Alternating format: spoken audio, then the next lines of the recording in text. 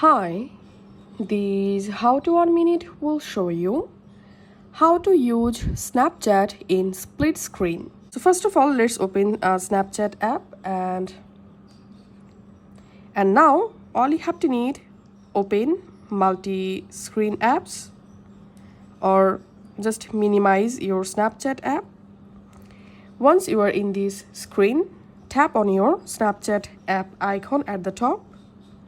And here you should see open in split screen view option. So all you have to need is just tap on that and your Snapchat will split.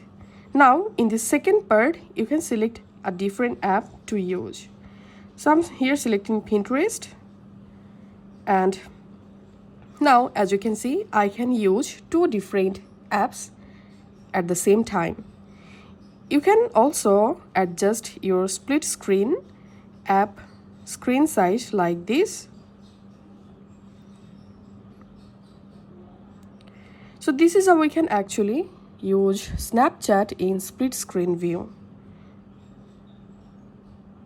And now to disable split screen, all you have to need just go to your home screen and split screen view will be disabled. If this video helped you out, please leave a like and leave a comment down below. Thank you for watching.